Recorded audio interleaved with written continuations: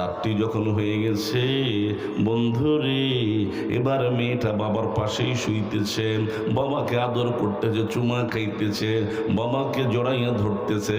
দাহিয়া বলে, ইয়া রাসূলুল্লাহ, আমার মেয়ের, আমার কন্যা এত সুন্দর ছিল, এত সুন্দর ছিল। আমার বিবি ওই মেয়ের নাম রেখেছে জামিলা। বড় সুন্দরী মেয়ে, আমার মেয়ের নাম হলো জামিলা। এত সুন্দর রূপে গুণের মেয়ে। বিবি যদিও সন্তানটা আমার কাছে দিয়েছে, আমাকে আব্বু আব্বু বলে ডাকতেছে, কিন্তু আমার কাছে আমার মেয়ের আব্বু ডাক ভালো লাগে, ভালো লাগে। ইয়া রাসূলুল্লাহ, সকাল যখন হইয়া যায়, বিবিকে ডেকে বললাম, বিবি রে, জামিলা রে গোসল করাইয়া দে, জামিলা রে জীবনের শেষ খাওয়া খাওয়াইয়া দে, জামিলা রে জীবনের মতো বিদায় দিয়ে দে। মেঘ লইয়া আমি ধীরে ধীরে বাইতুল্লাহর কিনার ঘেসে ঘেসে পাহাড়ের দিকে চলতেছিলাম। প্রচণ্ড রৌদ্র। আমার মেয়ে বলতো, বাবা কোথায় যাও, কোথায় যাচ্ছ এইভাবে রৌদ্রের মধ্যে? বলে, চলতে থাকো, কিছুক্ষণ পরে আন্দাজ পাবে। এক পাহাড়ের ছোট্ট টিলার মধ্যে বসাইয়া দিয়া, উঁচু জায়গার মধ্যে বসাই দিয়া কবর খনন করতেছে, কূপ খনন করতেছে। এবার মেয়েটা দৌড়াইয়া গে বলে, আব্বু আব্বু গো, কি হয়েছে? কি জন্য তুমি এই জায়গায় খনন করতেছ? মাটি কেন খনন করতেছ? কূপ কেন বানাইতেছ?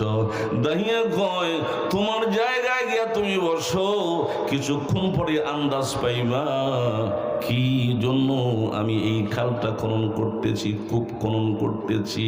এবার ঘেমে যায়, রৌদ্রের উত্তপ্ততায় বাপ ঘেমে যাচ্ছে।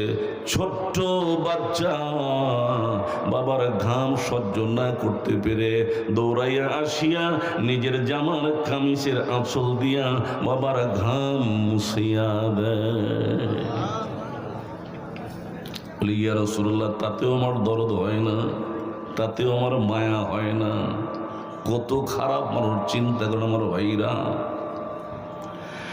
এবার গর্ত খনন যখন হইয়াই গেল, চিন্তা করলাম এই বাচ্চাকে কেমনে গর্তের মধ্যে ফেলে দিব, কি বলবো, কেমনে ফেলে দিব। হঠাৎ করে মাথার মধ্যে আসলো, আমি জামিলাকে ডাক দিলাম, জামিলা রে আয় আয়, দেখা যা গর্তের মধ্যে যেন কি দেখা যায়। ছোট্ট বাচ্চা মনে করেছে হয়তো বা সাপ হবে, বিচ্ছু হবে, এমন কিছু হইতে পারে। দৌড়াইয়া আসিয়া কূপের মধ্যে উকি ঝুঁকি দিয়া যখন দেখতেছিলাম, ইয়া রাসূলুল্লাহ, আমার জামিলা গর্তের মধ্যে যখন উকি দিয়া দেখতেছিল, হুজুর গো, আমি নিঠুর বাপ পিছন দিক থেকে ধাক্কা মেরে গর্তের মধ্যে, কূপের মধ্যে আমার মেয়েকে ফেলে দে। উপর দিক থেকে পাথর মারতে থাকি, মাটি ফেলতে থাকি, আমার মেয়েটা গর্তের মধ্যে ডুবিয়া যায়। অর্ধদেহ যখন পাথরের স্তূপের মধ্যে পড়ে গেছে, পাথরগুলি তার গায়ের মধ্যে লাগতেছে, চামড়া ফেটে যাইতেছে, মাথা ফেটে যাইতেছে, রক্তে লহলহান হয়ে যাইতেছে। মেয়েটা দু চোখ দিয়ে পানি ছেড়ে বলতেছে, আব্বু গো, ও আমার বাবা, এইভাবে গর্তের মধ্যে ফালাইয়া জিন্দা খবর দিও না গো বাবা। কত খারাপ হলে নিজের মেয়েকে জিন্দা দরগর করতে পারে, নিজের মেয়েকে জিন্দা কবর দিতে পারে। আমাদের মানুষেরা এমনটি, এখানে যারা বাসা আছে বেনামাজি হইলেও এমনটি কেউ করতে পারবে? পারবেন? কত খারাপ হইলে নিজের মেয়েকে জিন্দা কবর দেয়। আমার ভাইরা, নবীর দরবারে এক সাহাবী এসে বসেছেন, মনটা বড় বিষণ্ণ। নবীজি বললেন, কি হয়েছে? সাহাবীর নাম দাহিয়াতুল কালবি। বলে ইয়া রাসূলুল্লাহ, আমার মনটা বড় অশান্ত। বলে কেন অশান্ত? বলে আমি জীবনে মারাত্মক গুনাহ করেছি, মারাত্মক অপরাধ করেছি। বলে কি অপরাধ করেছো তুমি? বলে ইয়া রাসূলুল্লাহ, আপনি কি শুনতে চান? বলে হ্যাঁ। ইয়া রাসূলুল্লাহ, আমার মনে হয় দুনিয়ার সব গুনাহ মাফ হবে, কিন্তু আমার এই গুনাহ মাফ হবে না। নবীজি বলেন, দাইয়া এমন কি গুনাহ যেই গুনাহ কালেমার বিনিময়ে মাফ হবে না? আমি নবী জানতে চাই। শোনো গো দাহিয়াতুল কালবি, কি সেই গুনাহ? বলি ইয়া রাসূলুল্লাহ, আমি সফরে যাই, আমার বিবি প্রেগনেন্ট ছিল, বিবির পেটে বাচ্চা ছিল। বিবিকে বলে গেলাম, বিবি রে, যদি ছেলে হয় যতন করে লালন পালন করিও, আর যদি মেয়ে হয় তাহলে গলা টিপে হত্যা করে ফেলিও। এই কথা বলে আমি সফরে চলে গেলাম। দীর্ঘ 2-3 বছর 4 বছর পর সফর থেকে যখন আমি বাড়ি ফিরি, বাড়িতে আসলেই একটি মেয়ে আমাকে আব্বু আব্বু বলে ডাকে, দৌড়াই আমার কোলে উঠতে চায়, আমার নিকটে আসতে চায়। বিবিকে জিজ্ঞাসা করলাম, এই মেয়েটিকে? বলে এই মেয়েটি হলো তোমার সন্তান। সংক্ষিপ্ত করে আমি বলছি আমার ভাইরা, বলে এটাই তোমার সন্তান। স্বামী বলছেন, দাহিয়াতুল কালবি বলছে, রে বিবি, বলেছিলাম ছেলে হলে যত্ন করে লালন পালন করবে, মেয়ে হলে জিন্দা কবর দিবে, অথচ তুমি কেন এই কাজটা করলা না? কেন তাকে গলা টিপে হত্যা করলা না? কেন বাঁচিয়ে রাখলা? এবার দাহিয়াতুল কালবি বিবি বলেন, এ স্বামী গো, আপনার এই মেয়েটাকে আপনার কথা মতো অনেকবার গলার মধ্যে হাত দিয়া গলা দাবাইয়া গলা চিপিয়া হত্যা করার জন্য আমি চেষ্টা করেছি, কিন্তু স্বামী গো, যতবার মেয়ের গলার মধ্যে আমি হাত দিয়ে চাপ দিয়েছি, ততবার তার চেহারার মধ্যে তোমার চেহারা ভেসে উঠেছে। দাহিয়াতুল কালবি বড় সুন্দর সাহাবী ছিল, বড় রূপের সাহাবী ছিলেন। কত সুন্দর সাহাবী ছিলেন যে জিবরিল আমিন নবী করিম সাল্লাল্লাহু আলাইহি ওয়াসাল্লামের দরবারে দাহিয়াতুল কালবির সুরত ধরিয়া আসিয়া নবীর সাথে কথা বলতেন। আবু বকরের সুরতে আসে নাই, ওমরের সুরতে আসে নাই, দাহিয়াতুল কালবির সুরতে এসে কথা বলে গেছেন। কখনো কখনো নবী বলতেন, সাহাবীরা তোমরা বলতে পারো আমার সাথে কে কথা বলে গেল? বলে দাহিয়াতুল কালবি। বলে না না, এটা দাহিয়া না, জিবরিল আমিন আমার সাথে কথা বলে চলে গেল। সুবহান। দাহিয়াতুল কালবি এত সুন্দর, এত রূপের সাহাবী। তাই বিবি বলে, স্বামী রে, যখন ওই গলা টিপে হত্যা করতে গেছি, তখন ওই তার চেহারার মধ্যে তোমার চেহারা ভেসে উঠেছে।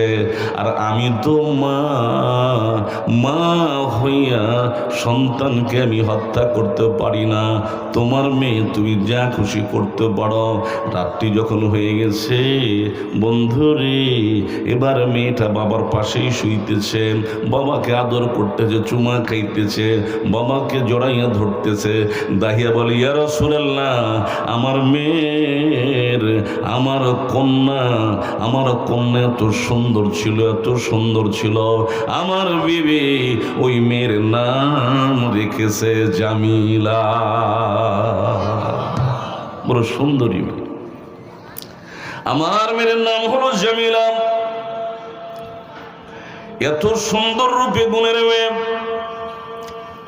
বিবি যদিও সন্তানটা আমার কাছে দিয়েছে, আমাকে আব্বু আব্বু বলে ডাকতেছে, কিন্তু আমার কাছে আমার মেয়ের আব্বু ডাক ভালো লাগে, ভালো লাগে। ইয়া রাসূলুল্লাহ, সকাল যখন হইয়া যায়, বিবিকে ডেকে বললাম, বিবি রে, জামিলা রে, গোসল করাইয়া দে। জামিলা রে, জীবনের শেষ খাওয়া খাওয়াইয়া দে। জামিলা রে, জীবনের মতো বিদায় দিয়ে দে। মেঘ লইয়া আমি ধীরে ধীরে বাইতুল্লাহর কিনার ঘেসে ঘেসে পাহাড়ের দিকে চলতেছিলাম। প্রচণ্ড রৌদ্র। আমার মেয়ে বলতো, বাবা কোথায় যাও, কোথায় যাচ্ছ এইভাবে রৌদ্রের মধ্যে?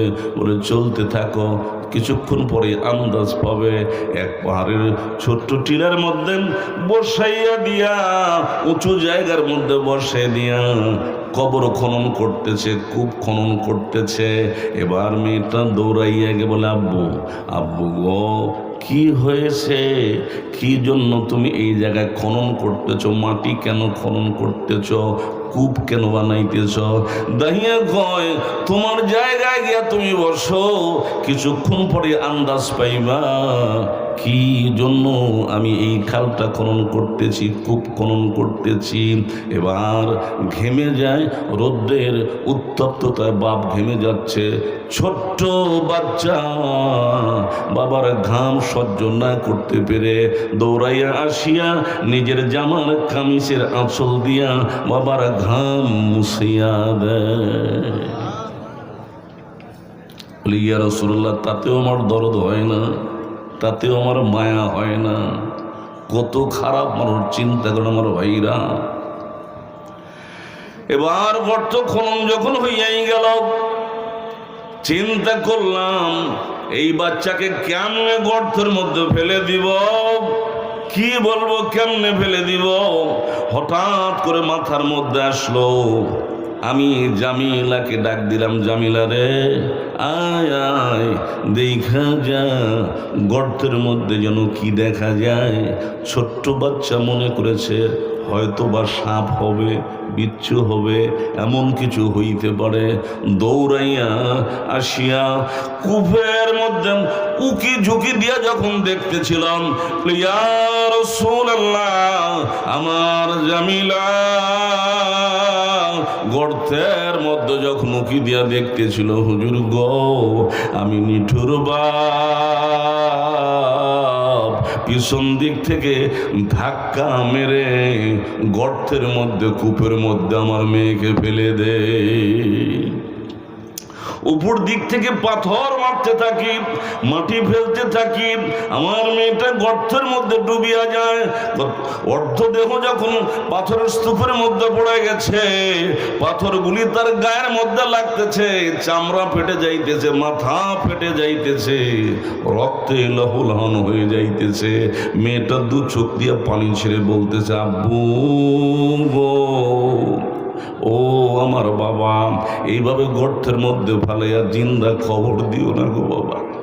রে বাপ, বুঝেছি আমি মেয়ে হইয়া জন্ম নিবার কারণে, আমি মেয়ে হইয়া জন্ম নিবার কারণে তোমার এত লজ্জা, তোমার এত খারাপ লাগে। বাবা গ, আমাকে এখান থেকে ছেড়ে দাও, আমি দেশান্তরে হয়ে যাব, দূরে কোথাও চলে যাব, ভিক্ষা করে খাবো, তবু তোমাকে কোনোদিন বাপ বলে ডাকব না। এরপরেও বলি, ইয়া রাসূলুল্লাহ, এরপরেও আমার দিলে দরদ হয় না, আমার মায়া হয় না। পাথরের স্তূপের নিচে আমার সন্তান পড়ে যাচ্ছে, হাতটা উঁচু করে বলতেছে, বাবা গো, ও আমার বাবা, এইভাবে এইভাবে জিন্দা খবর দিও না, আমার প্রাণ বাঁচিয়ে দাও। আমি দূরে কোথাও চলে যাব, তোমার কোলে উঠবো না, তোমার কোলে উঠবো না, তোমাকে বাবা বলে ডাকবো না, আব্বু কইয়া তোমাকে কখনো ডাকবো না, আমাকে ছেড়ে দাও, আমাকে বাঁচিয়ে দাও। দাইয়া বলে, ইয়া রাসূলুল্লাহ, ইয়া হাবিবাল্লাহ, এরপরেও যেন আমি পাথরের উপর পাথর মারতেছি, গোটা গর্তটা ঢেকে ফেললাম। আমার মেয়ে ডেকে বলতেছিল, বাবা গো, তোমার মতো নিষ্ঠুর বাপ আল্লাহর জমিনে দেখি না। ইয়া রাসূলুল্লাহ, রাত্রি যখন নিশি হয়ে যায়, আমি গভীর রজনীতে কেমন যেন স্বপ্নের মধ্যে দেখতে থাকি। আমার জামিনে ডেকে ডেকে বলে, বাপ গো, আমারে বাঁচাইলা না, তোমার মতো নিষ্ঠুর বাপ আল্লাহর জমিনে আর দ্বিতীয়টি নাই। ইয়া রাসূলুল্লাহ, আমি ঘুম যাইতে পারি না হুজুর, এত বড় গুনাহটা আমি করে ফেলেছি। আল্লাহ নবী শুনিয়া, এই বাস্তব ঘটনাটা শুনিয়া নবীর চোখ থেকে মুক্তার দানার মতো টস টস করে পানিগুলি পড়তেছিল। হায় রে, মানুষ হইয়া কি এমন ব্যবহার মানুষের সাথে করতে পারে? বাপ হইয়া কি সন্তানের সাথে এমন ব্যবহার করতে পারে? বাপ হইয়া কি নিজ কন্যার সাথে এমন আচরণটাও করতে পারে? এবার দাহিয়া বলে, ইয়া রাসূলুল্লাহ, সব গুনাহ মাফ হবে, এই গুনাহটা মাফ হবে না, এই জন্য আমি বড় পেরেশান। আল্লাহ নবী ডেকে বলে, দাহিয়া গো, কণ্ঠটা আবার টান টান করে বসেন আমার ভাইরা। দাহিয়া বলে, ইয়া রাসূলুল্লাহ, আল্লাহ নবী বলে, হে দাহিয়া, এই গুনাহটা ওই সময় তুমি করেছো যখন হক আর বাতিলের কোনো পার্থক্য তুমি জানতা না, যখন তুমি মুসলিম ছিলে না, যখন তুমি কাফের ছিলে, যখন ধর্মের খবর তোমার কাছে ছিল না। দাহিয়া রে, এই ঘটনা তখন তুমি করেছো। ও দাহিয়া শুনে নাও, যেই দিন তুমি কালমা পড়ে মুসলমান হয়েছ, এত বড় গুনাহটাও আমার আল্লাহ মাফ করে দিয়েছে। আরেকবার বলেন, আরেকবার বলেন, জোরে বলেন। আমার আল্লাহ গুনাহ মাফ করতে পারে না? পারে না? এই শক্তি আল্লাহর আছে না নাই? নাকি দুর্বল হয়ে গেছে? ইন্দ্রিয়ে রেস্ট লইতেছে, 15 দিনের ছুটি কাটাইতেছেন। আল্লাহু লা ইলাহা ইল্লা হুয়াল হাইয়ুল, জোরসে বলো, হাইয়ুল কাইয়ুম। আমার আল্লাহ চিরঞ্জীব, চিরসত্তা, লয় নাই, ক্ষয় নাই, ছিলেন, আছেন, আছেন, থাকবেন। আমার ভাইরা, আমার আল্লাহ মাফ করে দিয়েছেন। মানুষ যখন আল্লাহর রাস্তায় বের হয় তখন তার গুনাহ মাফ হয়ে যায়। মানুষ যখন হজের নিয়তে আরাফার ময়দানে মক্কা থেকে আরাফায় চলে যায় তখন তার সব গুনাহ মাফ হয়ে যায়। আর মানুষ যখন ইসলাম গ্রহণ করে, কালেমা গ্রহণ করে, কালেমার বিনিময়ে আমার আল্লাহ সব গুনাহ মাফ করিয়া দেয়। লা ইলাহা ইল্লাল্লাহ। ভাই গুনাহ মাফ হবে, বলুন লা ইলাহা ইল্লাল্লাহ।